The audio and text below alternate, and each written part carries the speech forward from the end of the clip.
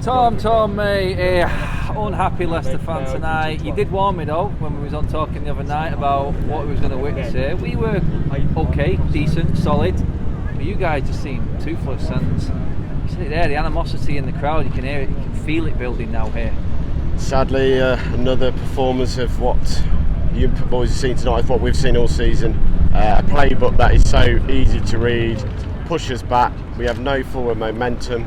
The only time we looked threatening is when we decided with 5 minutes to go to hit a few long balls forward, caused a few issues to your back four.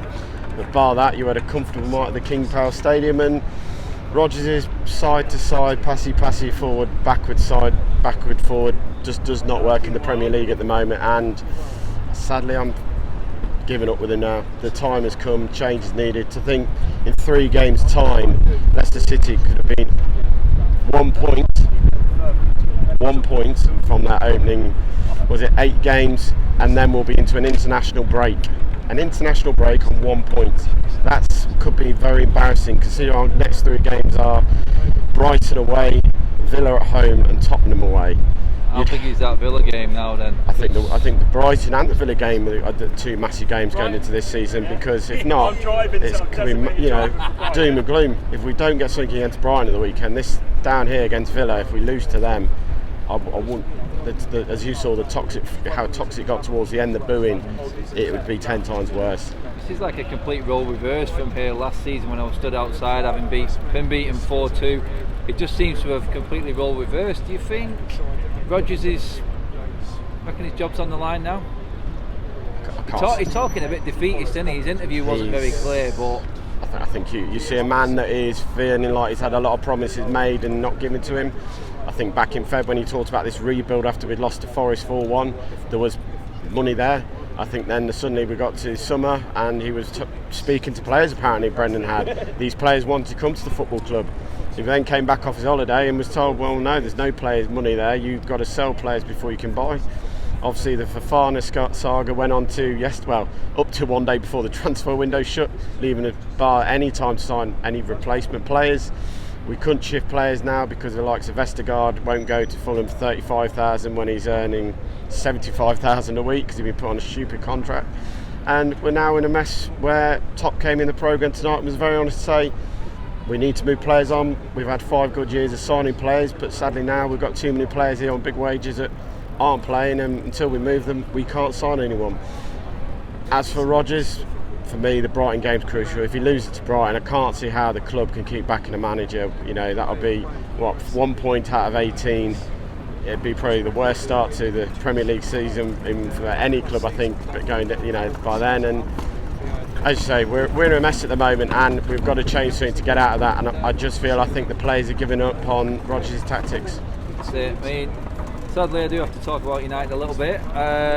From a Leicester's point of view, in terms of this United team, where was our performance tonight for you? Where did we win it tonight? I know you said you lost it. But where be honest, we win let's make it straight. You had a couple of chances before the goal. You then took complete control of the game before that goal went in, and just before we made one crucial mistake and we were out of position, and you lot pounced and got the goal from it. From then in, it was a matter of time before the second for me. You should have scored a second before half time. You then came out a bit nervy. I think Leicester got a bit of the wind and went for it. The save from De Gea was class. He might have made a stay at Brentford, but the free kick save from it for the Maddison shot was world class again, and that's why you have a goalkeeper like him at your football club. You then turn around and you twisted it again, and Leicester got that little bit of momentum, but within 5 minutes you boys swapped it over. You brought on Casemiro, you brought on Ronaldo, you changed the game again. Look, if there was one criticism I'll give Rodgers tonight massively, what he didn't do for me and why he didn't say it was get at your fullbacks. Both of them before half time on bookings. Both a yellow card away from getting sent off, and we didn't try and exploit it in any shape, form or fashion. You're right about that, you didn't. Man U tonight, fair play, you've come and done a professional job, and I think Ollie was right. I think you boys will be challenging top 4 this year with that team now, and I think, as we spoke about on Tuesday night, those 2 defeats, especially the Brentford one, maybe what you needed. And seeing you boys here tonight live, that front three going forward is scary. Rashford, just beef yourself up a bit more, and you've got a player there as well to help you out. You just need that link-up man up front for me, but you're not far off having a very complete unit there now. Said top 4 for us there, mate. I've got to ask the question, where you're going to finish this season now? Mate. You're not going to buy anyone with this team. Where are you going to be? Well, we're pinning all our hopes on a new centre half that we just spent 15 million on to come in and salvage our fence. I know who you're referring to. It was done today, but I can't remember his name. Where's Faz? Yeah, who's come in, and well, we're relying on one man now to change our fortunes. You saw today how open we were at the back at times. It's going to be a long season for Leicester. If we can finish, look, I'd love to be optimistic and we can go on a run of games. We all know you get 4 or 5 wins, how quickly you can go up the league table, but at the moment it's hard to look at those fixtures coming up and find out where the next win's coming from for me. And when you've got a bunch of players losing every week, it's very hard to turn things around, as we all know from relegation teams. I'd say the difference in this team from the team that stayed up in the Great Escape season, we were losing games but we were staying in games. Okay, we might have stayed in today's game, but we didn't look threatening today. And all the time in that relegation Great Escape, we looked threatening. We looked like a team who could get a chance and score. We're not creating enough chances to score goals. So if we can get 17th, 16th, then hey, that's it, and we have to rebuild next summer. But it's a long season, as you boys have just witnessed tonight for us. Tom, cheers for coming on, Thanks, mate. Guys. Appreciate that.